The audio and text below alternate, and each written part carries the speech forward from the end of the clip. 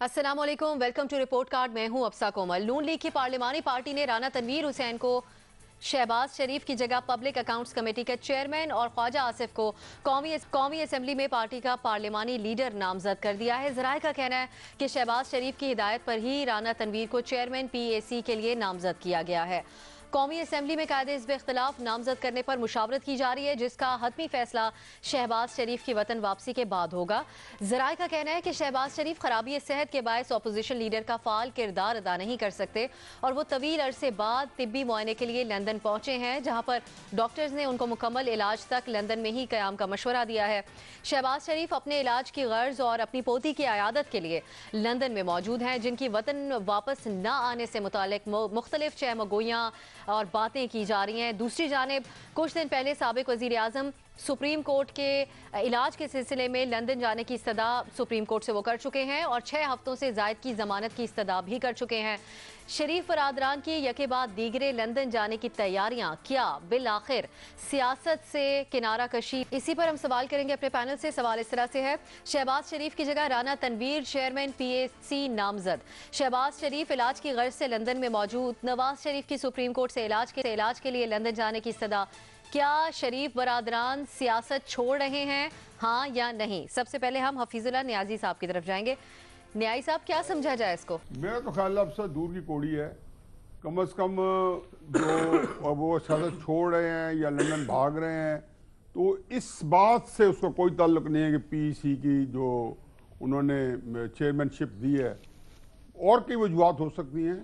कोई और आप अगर कोई रीज़न देते तो शायद उनसे कोई मुताबिक ढूंढी जा सकती थी।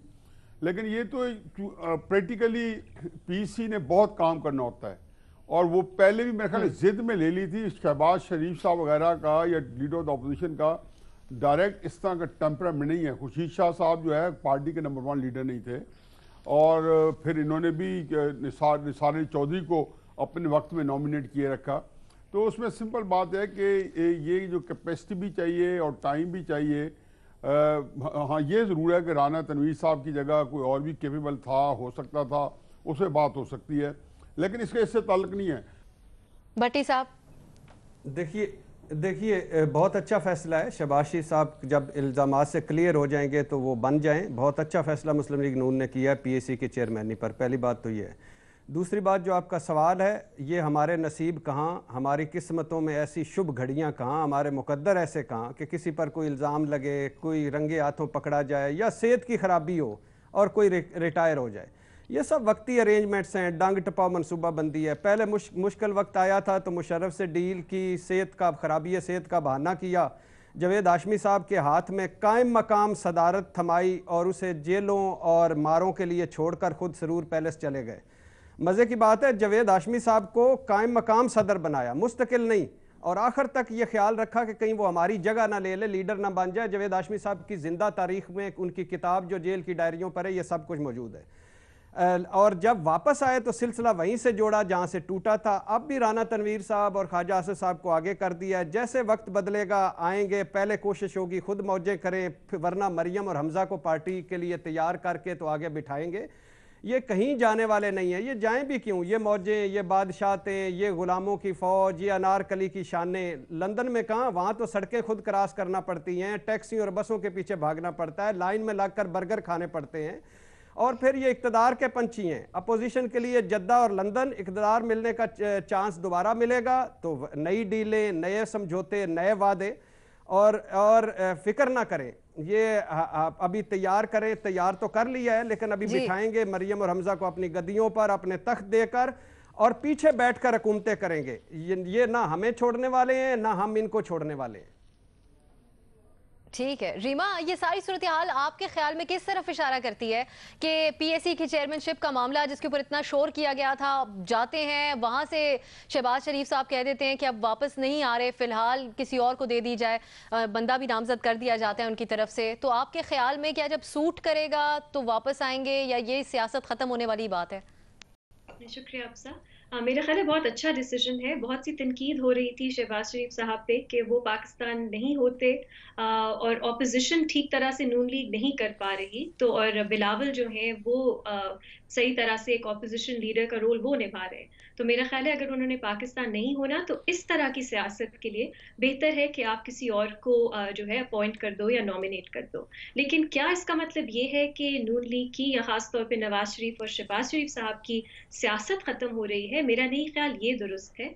उनकी जो सियासत है खास तौर पे नवाज शरीफ साहब की पिछले 10 साल में, उसकी बुनियाद जो है वो सिविलियन बालादस्ती है, और उसके लिए उनका पाकिस्तान होना जरूरी नहीं है। वो बाहर रह के भी उनकी जो मजबूरियां हैं जिसकी वजह से वो बाहर जाना चाहते हैं, अगर वो चले भी जाते हैं वो सियासत कर सकते हैं। उनका वो जो लीडरशिप रोल है वो लिमिटेड या महदूद नहीं है एक फॉर्मल नेशनल पॉलिटिकल रोल पे।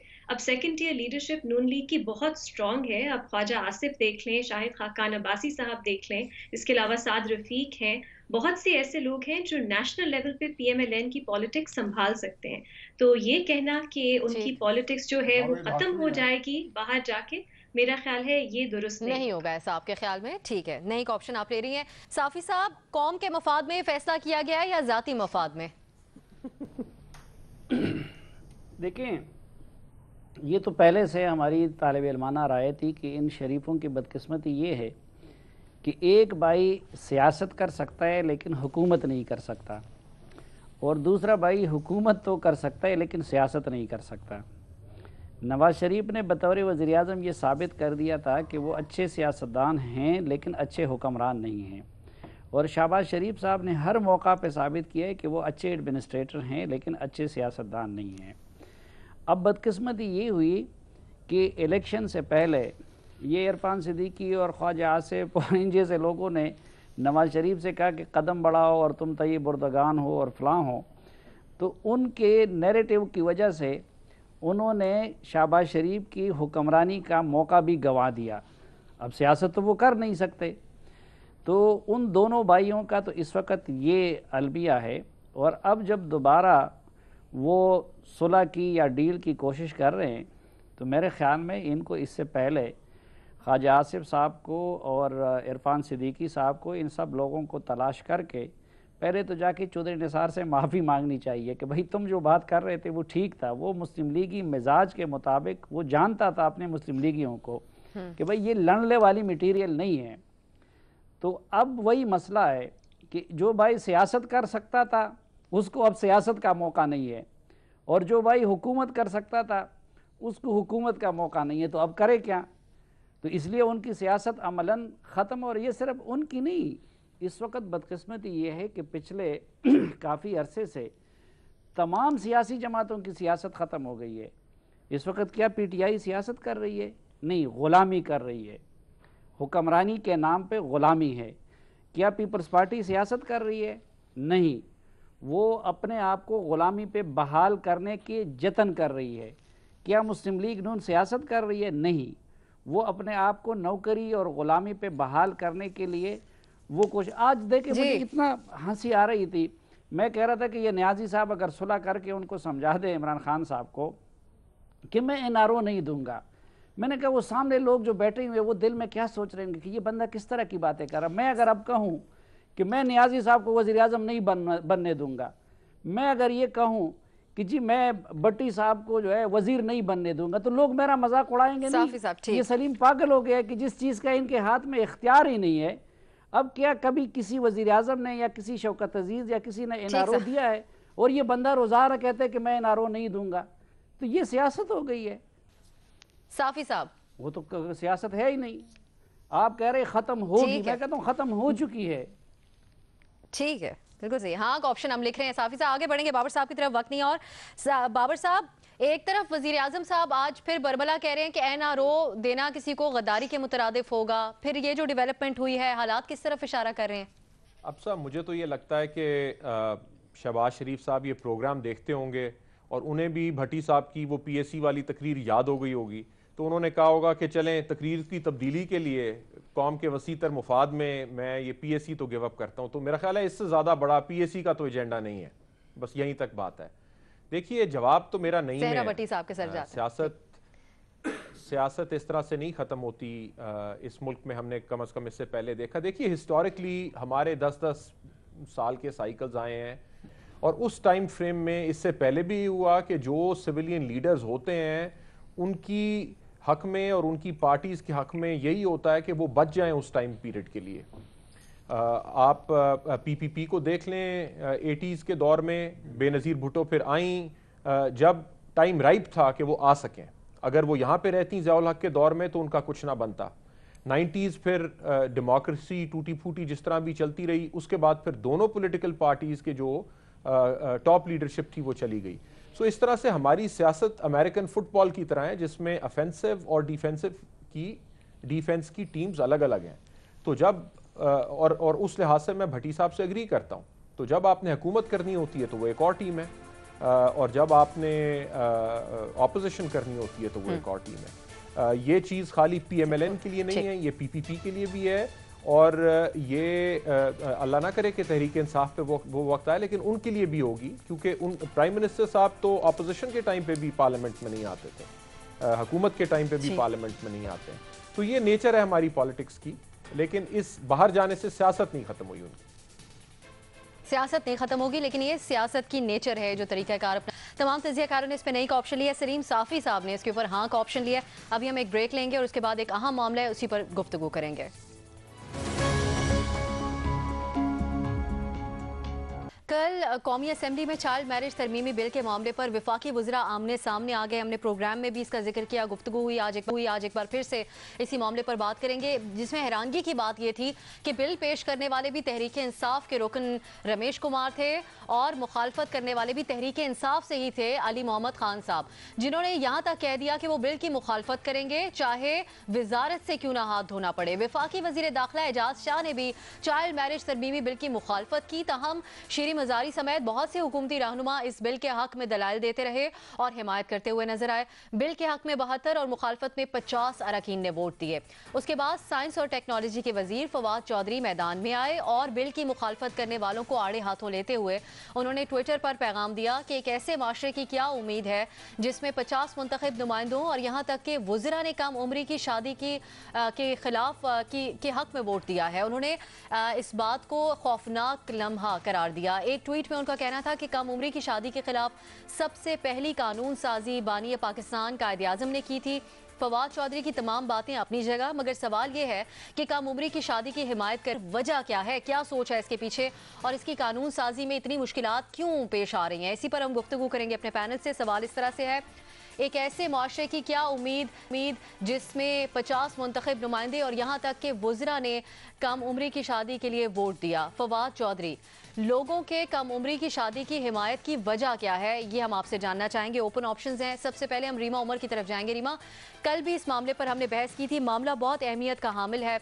हम जानना ये चाह रहे हैं कि आखिरकार इसके पीछे सोच क्या है। ये 50 अरकान असेंबली हैं जिनकी तरफ से इसकी मुखालफत की गई है। शुक्रिया, आपने कायदे आज़म मोहम्मद अली जिन्ना का हवाला दिया जो फवाद चौधरी साहब ने ट्वीट भी की। जो 1929 में ये कानून पास हुआ था उसमें जिन्ना साहब का बहुत रोल था और उन्हीं के कुछ मैं कोट्स शेयर करना चाहूँगी। सबसे पहले तो उन्होंने कहा कि चाइल्ड मैरिज एक ईवल, क्रूअल, हॉरिबल और डिस्ग्रेसफुल प्रैक्टिस है। तो ये हमें याद रखना चाहिए। हमारे बानी हैं, उन्होंने ये उनकी राय थी चाइल्ड मैरिज के ऊपर। दूसरा, उन्होंने कहा कि हर मुआशरे में ऐसे लोग होते हैं जिनके एहसासात, जिनके जज्बात और जिनकी जो मजहबी उनका जो रुझान है वो प्रोग्रेस के खिलाफ होता है, आगे बढ़ने के खिलाफ होता है। लेकिन अगर आप पार्लियामेंट में बैठे हो और एक इस तरह की आपके पास रिग्रेसिव सोच है, ऑर्थोडॉक्स सोच है, दूसरी तरफ एक प्रोग्रेसिव और इनलाइटेंड सोच है, तो हमेशा प्रोग्रेस और ह्यूमैनिटी को तरजीह देनी पड़ेगी। ये कायदे आज़म मोहम्मद अली जिन्ना के अल्फाज हैं। अब यही हम आज भी देख रहे हैं असेंबलीज में। अब देखिए जो बिल है चाइल्ड मैरिज रिस्ट्रेंट का, जो ये कहता है कि इस्लामाबाद में, मैं वाजे करना चाहूंगी कि अब ये प्रोविंशियल सब्जेक्ट है मैरिज फैमिली लॉज, तो ये बिल जो है ये सिर्फ इस्लामाबाद में अप्लाई करेगा। सिंध में ऑलरेडी 18 साल है लड़के लड़कियों की शादी की उम्र, बाकी जो प्रोविंसेस हैं उनको अपनी कानून साजी करनी होगी। लेकिन ये जो बिल है हम इसको मजहबी रुझान दे रहे हैं, मजहब के पर्सपेक्टिव से देख रहे हैं, जबकि बिल खास तौर पे कहता है कि कम उम्र में शादी लड़कियों के लिए कितनी नुकसानदेह होती है, उनकी साइकोलॉजिकल फिजिकल वेलबींग के लिए। और 16 से 18 साल में जो 18 साल में जो बच्चियां जिनकी मौत होती है वो इस वजह से होती है कि उनकी कम उम्र में शादी कर दी जाती है, उन पे दबाव होता है, और उनको जब बच्चे पैदा करने होते हैं तो इसका एक बहुत वेलफेयर, एक सोशल वेलफेयर से ये सब रिलेटेड, कुछ बच्चों इसके की अंदर हेल्थ आता से है, रिलेटेड उस हिसाब से बहुत ही ज्यादा हम इसकी इसको अहमियत समझ है। ही नहीं रहे हैं। ठीक, बिल्कुल इसको समझा नहीं जा रहा, इस तभी ये मामला आज तक लटका हुआ है। न्यायी साहब, कल आपने इसके ऊपर इजहार ख्याल किया था, लेकिन अब जितना रीमा बात कर रही हैं, ये एक इतना अहम इशू है जिसके अंदर बहुत सी चीज़ें आती हैं, जैसा कि तालीम भी, फिर आगे आबादी के हवाले से लड़कियों, ख़ास तौर पर लड़कियों और बच्चों की सेहत सबसे इंपॉर्टेंट इसके अंदर मामला आ जाता है। तो आपके ख्याल में क्यों मुखालफत सामने आ रही है आज के दौर में? मेरा ख्याल है कि कायद आज़म ने जब प्रपोज किया था रत्ती को उनके अपने दोस्त के आगे मिस्टर पेटाइट से, तो उस वक्त रत्ती की हार्डली उम्र कुछ 14.5 साल 15 साल थी। तो ये उसके पीछे पूरी स्टोरी है। फिर जाहिर है कि वो बड़े सेखपा हुए, उन्होंने यही बात जब शुरू की तो ये कहा कि तो आपका क्या ख्याल है इंटरफेथ मैरिजेस पे। तो उसने कहा बहुत अच्छा ख्याल है कि वो भी बड़े लिबरल ख्याल का, और कहता हूँ कि बहुत गहरे दोस्त है और कायद आज़म की ही उम्र के थे वो। तो उन्होंने कहा फिर मैं आपकी बेटी से शादी करना चाहता हूँ। यह अलहदा बात है कि उसके लिए भी रत्ती ने ही कायद आज़म की सहर अंगेज शख्सियत में उतनी सहर ज़्यादा थी कि वो बिल्कुल पागल हो गई थी, और ये 14 साल की उम्र में। तो कायद आज़म ने प्रपोज़ किया तो उन्होंने रिफ्यूज़ कर दिया। तो वो शादी इसलिए नहीं हो सकी कि उस वक्त भी जो कोर्ट मैरिज है वो 18 साल की उम्र में होती थी। फिर रत्ती को फॉर 2 years इंतज़ार करना पड़ा। ये तो है तारीखी पर्सपेक्टिव। जो 1929 का लॉ है उसकी और बहुत बड़ी डिटेल्स हैं, उसमें अभी नहीं जाता हूँ। लेकिन ये इशू ये नहीं है।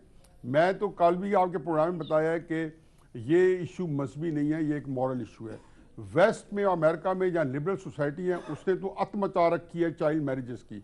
चाइल्ड मैरिज मुराद मेरी 4, 5, 6 साल 10 साल की नहीं है, हाई स्कूल मैरिजेस। मैंने आपको कल बताया कि 10 साल के अंदर अमेरिका में 2 लाख शादियां हुई हैं 14 साल से 16 साल के बच्चों की। न्यायी साहब, ये आपने कल बिल्कुल यादादोशुमार बताए थे, उसमें, और यही लेकिन वजूहात आप नहीं समझते कि मुख्तलिफ होती है? मैंने मोहम्मद अली की सपोर्ट की थी कि आप इसको मजहब की आड़ में लेते हो तो एक खामखा नया स्कैंडल आता है कि मजहब के अंदर इसकी गुंजाइश है, ये नहीं है, पैदा होनी चाहिए नहीं। आपने खानदानी मुसबंदी की है तो कुरानी को नस नहीं आई, कुरानी आयत नहीं कोट की गई, बताया गया कि ये सूरत हाल, उसमें आपके मजहबी लोग भी आ गए। ठीक है न्यायी साहब, आगे बढ़ेंगे बाबर साहब की तरफ। बाबर साहब, लेकिन लिबरल सोसाइटी जब बनाएंगे तो चाइल्ड मैरिजेस को ना यूरोप रोक सका ना अमेरिका रोक सका। चाइल्ड मैरिज 14 साल से 16 साल 17 साल उम्र की रीमा, इसके ऊपर आप अगर कुछ ऐड करना चाहें? ठीक है, फिर आगे बाबर साहब। जहाँ पे 14 साल की उम्र पे पाबंदी नहीं है। अब से एक छोटा सा पॉइंट, रीमा, मैं इस वक्त मैं बरतानिया में हूँ। यहाँ पे कई साल हो गए हैं 18 साल से कम लड़कियों की शादी नहीं हो सकती। वेस्टर्न यूरोप में, बल्कि बहुत से इस्लामिक ममालिक में भी यही कानून है। अमेरिका को हम एक चैंपियन ऑफ ह्यूमन राइट्स। कितना बड़ा प्रॉब्लम है। एक सेकंड क्या हुआ कि दे आर लिविंग टुगेदर। एक सेकंड न्याजी साहब, मुझे रिप्लाई करने दीजिए। They are living together. America जो है वो इंसानी हुकूक के मामलात में बहुत पीछे है। अमेरिका पे बहुत तनकीद होती है कि वहाँ चाइल्ड मैरिज कुछ स्टेट्स में अलाउड है, वहाँ पे हेल्थ, वहाँ पे गन लॉज। अमेरिका एक एग्जाम्पल नहीं है और उस पे बहुत तनकीद होती है इस वजह की बुनियाद पे। बाबर साहब, अब साहब, पहली बात तो ये है कि किसी ने भी वेस्ट को और उनकी जो बुराइयां हैं उन्हें ये किसने ये ताज पहनाया है कि ह्यूमन राइट्स के लिए या प्रोग्रेसिव सोच के लिए आपने उन्हीं को फॉलो करना है। ऐसी हमारी कोई मजबूरी नहीं है। हर माशरे की कुछ अच्छी कुछ बुरी बातें हैं, आप अच्छी बातें उनकी लेना चाहते हैं और बुरी बातें नहीं लेना चाहते, पहली बात। दूसरी बात यह कि मैं अमेरिका में रहा भी हूँ और अभी भी बहुत ज़्यादा टाइम स्पेंड करता हूँ। मैंने माशरे का वो रूप नहीं देखा जो न्याजी साहब बयान कर रहे हैं। वहाँ पे भी फैमिलीज़ हैं जो अपने बच्चों की परवरिश उसी तरह से करते हैं, उतने ही प्यार से जिस तरह हमारे मुल्क में की जाती है, उतने ही कंसर्न से करते हैं। और वहाँ पे ऐसे भी फैमिलीज़ हैं जो नहीं केयर करते और उनके बच्चे जो मर्जी करते फिरते हैं। और यहाँ पे भी बहुत सारी ऐसी फैमिलीज़ हैं और उस डिबेट में नहीं जाते क्योंकि डिबेट किसी और तरफ चली जाएगी। तीसरी बात यह कि जब आप कानून बनाते हैं तो आप एक आइडियल सेट करते हैं। उस कानून बनाने से वो बुराई ख़त्म नहीं हो जाती, लेकिन एक सोसाइटी अपना वैल्यू सेट डिक्लेयर कर देती है। सो हमने कानून बनाए हुए हैं यहाँ पे कि किसी को कत्ल करना मना है, उससे इस माशरे में कत्ल बंद नहीं हो गए। हमने ये कानून बनाया हुआ है कि बच्चों के साथ ज्यादती एक जुर्म है, लेकिन उससे ये जुर्म बंद नहीं हो गया। जो गैप है लॉ का और उसकी इम्प्लीमेंटेशन का, वो हमेशा रहता है। एक ठीक कानून बनाने से बुरी जो आपके तरीक़ाकार है वो ख़त्म नहीं हो जाएगा। लेकिन क्या ये बात ठीक है या गलत, इसके ऊपर अगर कोई दलील दे तो फिर समझ आएगी कि वो लोग जो अपोज कर रहे हैं और वो कौन लोग हैं। अगर न्याजी साहब ये फरमा रहे हैं कि इसका रिलीजन के साथ ताल्लुक नहीं है, तो जो लोग अपोज कर रहे हैं अगर आप उन्हें आइडेंटिफाई करके देखें कि उनकी पॉलिटिकल आइडियोलॉजी या उनकी एलिजियंस किस माइंडसेट के साथ है, तो आपको साफ नजर आ जाएगा कि वो किस डायरेक्शन में बात जाती है। बात यह है कि कोई भी रिलीजन हो, रिलीजियस थॉट एक स्ट्रिक्ट कंस्ट्रक्शनिज्म है कि आप 1400 या 2000 साल पुरानी सोच के साथ लेके चल रहे हैं, और एक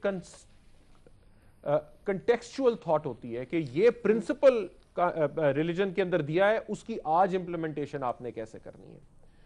तो मेरा ख्याल है कि फवाद चौधरी साहब ने एक बड़ी ठीक बात कही है कि आज के दौर में वो लोगों के पास क्या दलील है जो ये कहें कि 18 साल से कम की शादी होनी चाहिए इस माशरे में। मैं वो सुनना चाहता हूँ वो दलील। इरशाद भट्टी साहब, तो ये एक हमारे पैनल से भी न्यायी साहब की तरफ से भी तो दलील सामने आई, जब अगर ये सोच होगी कि अमेरिका बरतानिया में, या जिस तरीके से भी न्यायी साहब की गुफ्तगू आपने मुलाहिजा की, तो ये जो एक सिंपल सा मामला है कि 18 साल से कम उम्र बच्ची की शादी कराना एक मुनासिब बात नहीं है, लड़का हो या लड़की, तो आपके ख्याल में ये खैबर पख्तूनख्वा, बलोचिस्तान या फिर जो पसमानदा इलाके हैं वहाँ के अवाम तक को समझने में ये बात अगले कितने साल लग सकते हैं? देखिए, जब आपके वुज़रा में जो पढ़े लिखे हैं, जो लॉ को जानते हैं, जो असम्बलियों में बैठे हैं, जिनको लोग इलेक्ट करके लाते हैं, अगर उनको इस बारे में कन्फ्यूजन है और वो नहीं समझ पा रहे, तो आवाम का क्या हाल होगा ये। और इसमें तो बड़ा लंबे चौड़े एक तरबियत साजी और ज़हन साजी की ज़रूरत है। बात यह है कि मेरा ख्याल है मज़हब की समझ बूझ की कमी है या मज़हब को मिक्स कर रहे हैं। आज मैंने 2-3 उलमा से पूछा इसके बारे में, तो तीनों का जवाब था कि शरीयत का नाम है कुरान और सुन्नत नबवी सल्लल्लाहु अलैहि वसल्लम।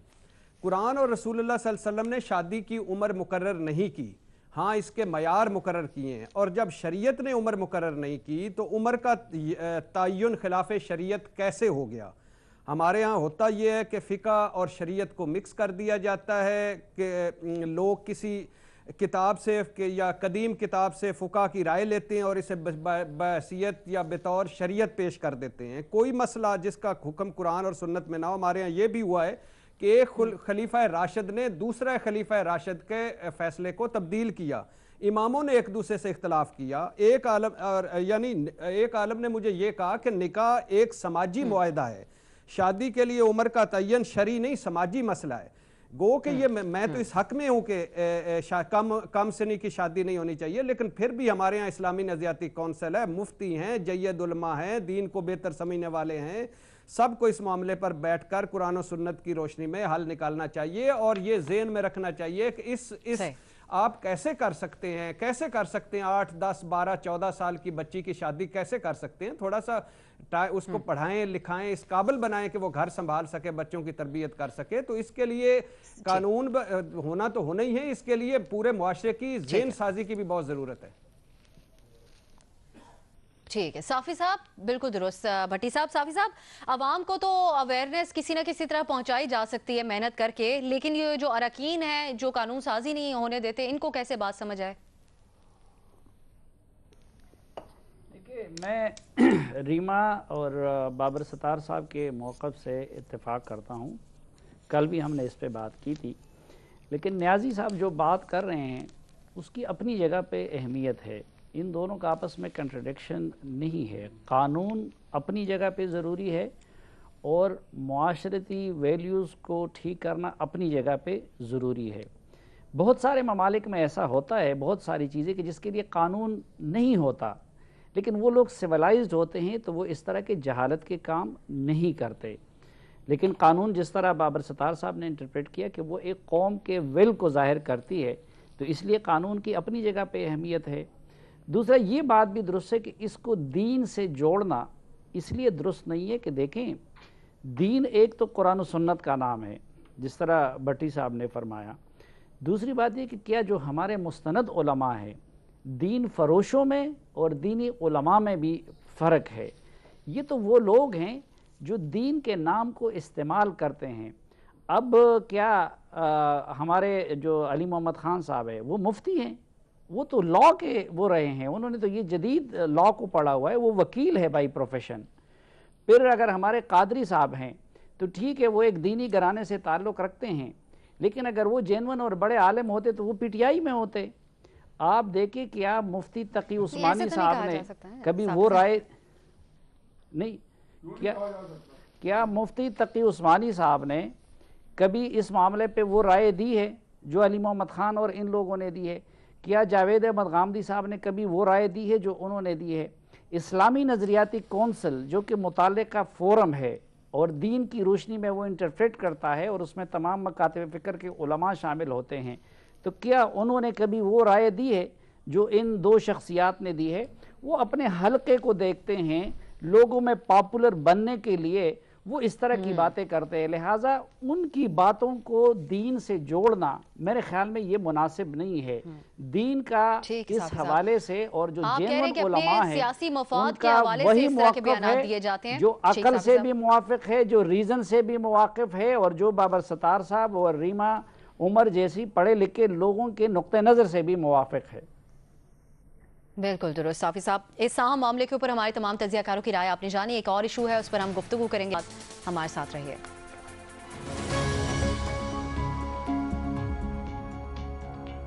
चीन की जानिब से तकनीकी एतराज़ ख़त्म किए जाने के बाद सलामती काउंसिल की कमेटी ने कलअदम जैश मोहम्मद के सरबरा मसूद अजहर को दहशत गर्दों की फहरिस्त में शामिल कर लिया। इस पाबंदी के बाद मसूद अजहर के असासे मुंजमद किए जाने के साथ साथ उन पर सफ़र करने और हथियार रखने पर भी पाबंदी होगी, जबकि पाबंदियों का इतलाक फौरी होगा। दफ्तर ख़ारजा की जानिब से इसकी तस्दीक भी कर दी गई है, ताहम उनका कहना यह है कि मसूद अजहर पर आलमी पाबंदियाँ सिर्फ जैश मोहम्मद से ताल्लुक़ की बुनियाद पर लगाई गई हैं और पाकिस्तान को मसूद अजहर का नाम मकबूजा कश्मीर की सूरत हाल के साथ जोड़ने पर एतराज था, जिसको मान लिया गया। डॉक्टर फैसल ने इसको पाकिस्तान की बड़ी सिफारती कामयाबी और भारत की नाकामी से ताबीर दिया। इसी पर गुफ्तगू करेंगे अपने पैनल से। सवाल इस तरह से है, अक़वाम मुत्तहिदा की जानिब से आलमी दहशत गर्दों की फहरिस्त में शामिल पुलवामा हमले से बरी ज़िम्मा, ये पाकिस्तान की सिफारती कामयाबी है। दफ्तर खारजा, क्या दफ्तर खारजा का ये मौक़िफ़ दुरुस्त है आपके ख्याल में? सबसे पहले हम बाबर सत्तार साहब की तरफ जाएंगे। बाबर साहब, क्या समझते हैं आप? जी, इस लिहाज से दुरुस्त है कि इससे बहुत ज़्यादा बुरा भी हो सकता था। ये कहना कि वो बरी ज़ुमा है, ये मेरा नहीं ख्याल कि फैक्चुअली बात ठीक है। एक रेफरेंस था उनके नाम के साथ कि इस वजह से इन्हें ग्लोबल टेरर लिस्ट में डाला जाए, उस रेफरेंस को निकाल दिया गया है। लेकिन बहरहाल हमें अपने आप से ये सवाल ज़रूर पूछना है। तो थोड़ी सी हमें फेस सेविंग मिली है, लेकिन हमें अपने आप से ये सवाल ज़रूर पूछना है कि ये शख्स, हम अपोज करते रहे कि इन्हें लिस्ट में ना डाला जाए, अब इन्हें टेरर लिस्ट में डाल दिया गया है। तो ये क्या ऐसा टेररिज्म कर रहे थे? ज़ाहिर है पाकिस्तानी शहरी हैं, यहाँ पे तकरीरें करते हैं, चलते फिरते हैं, तो ये क्या ऐसा काम कर रहे थे जिसकी वजह से इन्हें टेरर लिस्ट पे डाला गया? अगर पाकिस्तान की कोई कामयाबी है तो वो ये हो सकती है कि हमारी इससे पहले जो पॉलिसी थी नॉन स्टेट एक्टर्स की तरफ, अगर हमने उसे रिव्यू कर लिया तो ये हमारी बहुत बड़ी कामयाबी होगी। ठीक, भट्टी साहब, आप क्या समझते हैं? देखिए, जो बताया गया है वो ये है कि पाकिस्तान ने चीन की मदद से तरीके आज़ादी कश्मीर से मसूद अजहर साहब को जोड़ने और पुलवामा हमले से जोड़ने में वो भारत नाकाम रहा है। और ये एक मरतबा फिर भारत की नाकामी है कि वो ना कोई सबूत दे सका पुलवामा के, ना कुछ, और वो जो कुछ 7वां 8वां ड्रामा हुआ। खुद भारत में आज इस हवाले से मोदी साहब पर तनकीद हो रही है। कांग्रेस पार्टी के तर्जमान ने एक ट्वीट की है कि हमें मायूसी हुई कि इस फैसले में पुलवामा हमले और जम्मू कश्मीर का जिक्र नहीं है। अब यहाँ तक तो ठीक है, लेकिन ये भी दुरुस्त है कि उन्हें दहशतगर्द करार दिया गया है, और ये भी दुरुस्त है कि हम वो हैं कि जिन्होंने 75,000 शहादतें दी, जो दहशतगर्दी के खिलाफ लड़े, और जिनको फिर भी जिन पर डाउट्स किए जा रहे हैं। तो हमें अब बहुत काम अभी करना है अपने लिए, अपने मुल्क के लिए, अपनी नस्लों के लिए, किसी के लिए नहीं, अपने लिए। अल्लाह करे हम इस मुश्किल वक्त से निकल आएँ, और ये अल्लाह करे कि पाकिस्तान का जो इमेज है पूरी दुनिया में वो बेहतर हो। जी रीमा, अगर जैश मोहम्मद के सिलसिले में भी उनको दहशत गर्दों की लिस्ट में शामिल किया गया तो पाकिस्तान को इसको सेलिब्रेट करना चाहिए सिफारती कामयाबी के तौर पे? अगर किसी को सेलिब्रेट करना चाहिए तो वो पाकिस्तानियों को करना चाहिए, क्योंकि मसूद अजहर जैसे लोगों की जो दिफा करते करते हमारी फॉरेन पॉलिसी ने जिस तरह की शर्मिंदगी हमें दी, मेरा ख्याल है अब हम उससे बच जाएंगे और एक तरह से होपफुली एक नई डायरेक्शन, नई रुख की तरफ जाएंगे। तो पाकिस्तानियों को मुबारकबाद और उनको खुश होना चाहिए।